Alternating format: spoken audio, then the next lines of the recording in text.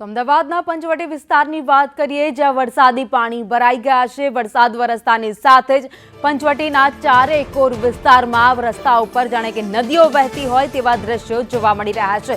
થોડા જ વરસાદમાં પંચવટી વિસ્તારમાં પાણી ભરાઈ ગયા છે। રસ્તાઓ પાણી થયા છે। પાણી ભરાતા મુશ્કેલી લોકો વેઠી રહ્યા છે।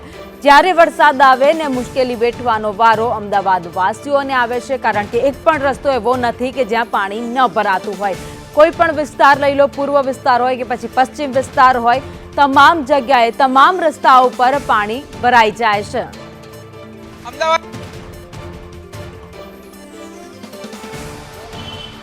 અમદાવાદમાં વહેલી સવારથી જ વરસાદી માહોલ છે તે જામ્યો, પરંતુ અમદાવાદ મ્યુનિસિપલ કોર્પોરેશનની બેદરકારીના કારણે લોકો જે છે તેને પારાવાર મુશ્કેલીનો સામનો કરવો પડે તેવી સ્થિતિ ઠેર ઠેર સર્જાઈ છે।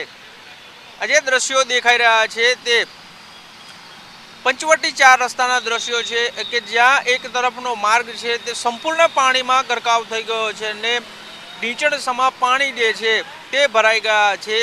જાણે કે અહીંથી નદી પસાર થતી હોય તે પ્રકારની સ્થિતિ છે તે સર્જાઈ છે।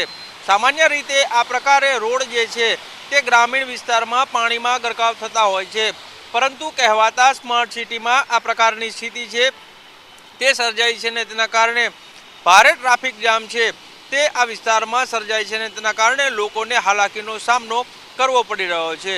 અમદાવાદ મ્યુનિસિપલ કોર્પોરેશનના દાવા તો હતા કે શહેરમાં કોઈ પણ જગ્યાએ આ હદે પાણી ભરાવાની સમસ્યા નહીં થાય, પરંતુ ઠેર ઠેર 4 રસ્તે આ જ પ્રકારની સ્થિતિ જણાઈ રહી છે। કેમેરામેન ઉપેન્દ્ર ત્રિવેદી સાથે કશ્યપ જોશી, સંદેશ ન્યૂઝ, અમદાવાદ।